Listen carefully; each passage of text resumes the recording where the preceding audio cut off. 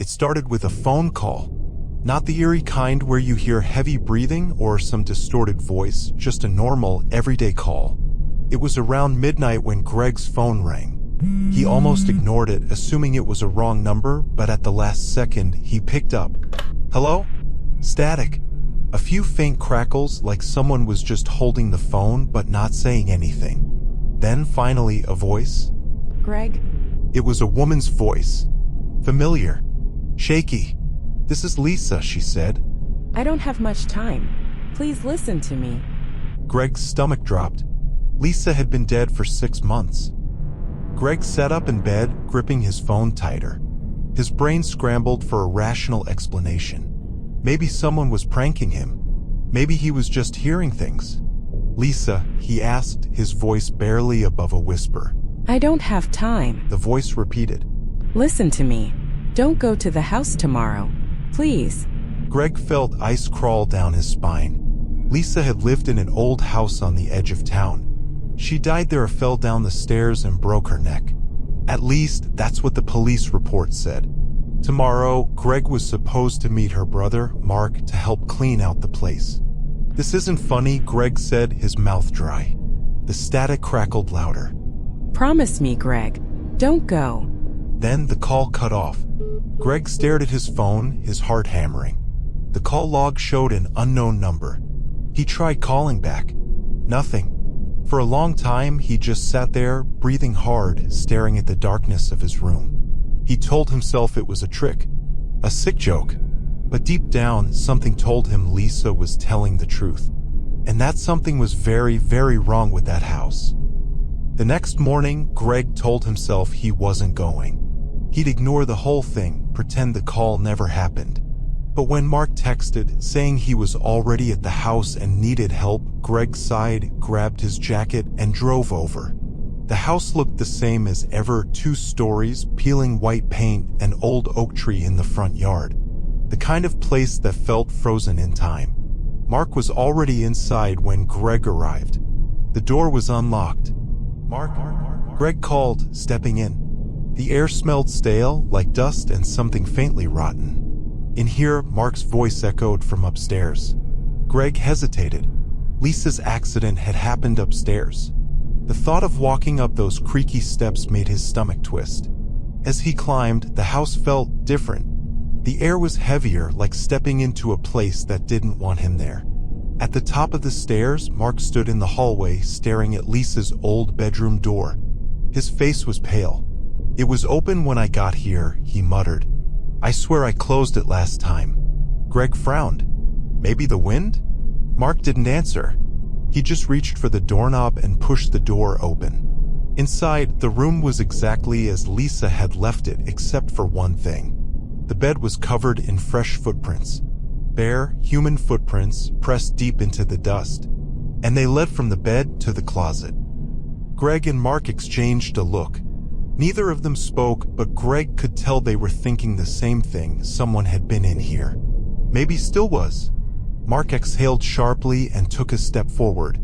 I'm checking it. Greg wanted to tell him not to, but the words stuck in his throat.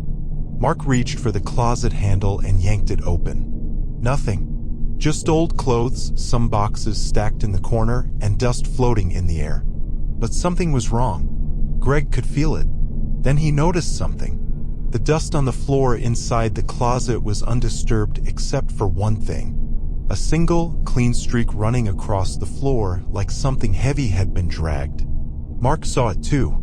He knelt down, running a hand over the wood. There's something under here. He grabbed the edge of the floorboard and pulled. It came loose with a groan of nails. Beneath it was a dark, narrow space, just big enough for a person to crawl into. And in that space, something glinted in the dim light. A phone. Greg reached down and picked it up. It was old, dead, but as he turned it over in his hand, his breath caught in his throat. The case was familiar. He'd seen Lisa use it 100 times. It was her phone. But Lisa's phone had been found downstairs, next to her body. So what the hell was it doing hidden under the floor? Greg's hands felt cold as he gripped Lisa's phone. His mind raced, trying to make sense of it. Lisa's phone had been found downstairs when she died. If it was up here, hidden under the floorboards, then... Try turning it on, Mark said, his voice tense. Greg hesitated, then pressed the power button.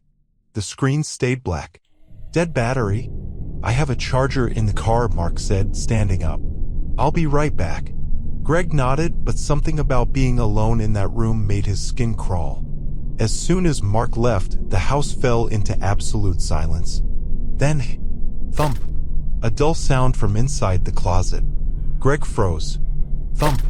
Louder this time. It wasn't coming from the closet itself. It was coming from under it. The crawl space. Greg's breath quickened. He stepped back just as Mark returned. You hear that? Greg whispered. Mark frowned. Hear what? Before Greg could answer, the closet door slammed shut. Hard. Mark jumped. What the hell? Greg grabbed the knob and yanked the door open again. The closet was empty. The hidden space beneath it was just a dark hole. Then Greg's phone vibrated in his pocket. He pulled it out. Unknown number. Incoming call. His stomach turned to ice. Slowly, with shaking fingers, he answered. Static. Then, Greg. Lisa's voice. And this time she was whispering. He's still in the house. Greg felt his knees go weak. His eyes darted to Mark, who was still staring at the closet, completely unaware of the call. Greg swallowed hard and forced himself to speak. Lisa. The static crackled. Then her whisper came again, urgent. He's still here, Greg. He was never caught. Greg's grip tightened on the phone. His heartbeat pounded in his ears. Who? He whispered. Silence. Then, just before the call cut out, two final words. The landlord.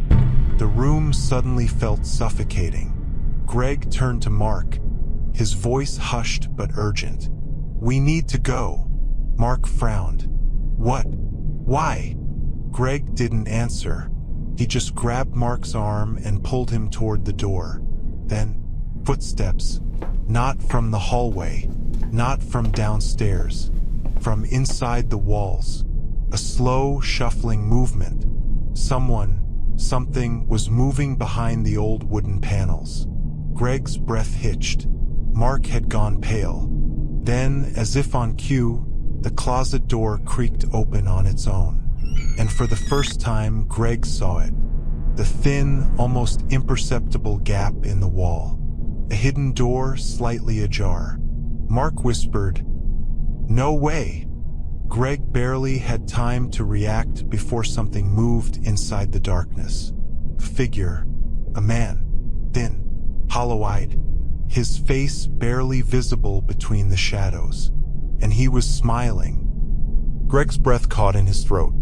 The man in the hidden space stood motionless, his smile stretched too wide, too unnatural. His eyes were dark pits, watching them without blinking. Then he moved. Not a step, not a lunge, he just slid forward, soundless, as if he had been living in the shadows for years and no longer knew how to walk like a normal person. Greg didn't think. He grabbed Mark and yanked him back. Run. Mark hesitated for half a second too long. The man's hand shot out from the gap, long fingers, dirt under the nails, reaching for him. Greg pulled harder. Go. Mark snapped out of his shock and bolted. They tore down the stairs, Greg shoving the front door open so hard it nearly came off its hinges. They didn't stop running until they reached Greg's car. Breathless, Mark turned back to the house. The front door was wide open, but there was no sign of movement. Just silence. Greg fumbled for his keys, his hands shaking. Get in. Mark didn't move. His face had gone pale. Greg followed his gaze. The second-floor window. The man was standing there, watching, still smiling. Greg didn't wait. He threw the car into reverse, tires screeching as they sped away. Epilogue. They called the police. A search of the house revealed a hidden network of passageways behind the walls, cramped, narrow spaces just big enough for someone to move through. And they found signs that someone had been living there. Empty food wrappers, a stained mattress, a rusted knife. Then they found something else. Lisa's real phone. The one that had been found near her body wasn't hers. It was a burner planted there. Her death hadn't been an accident. The police never found the man. The house was abandoned, condemned a few months later. But sometimes Greg still dreams about it. The walls, the hidden door, and that face. Smiling, waiting, watching.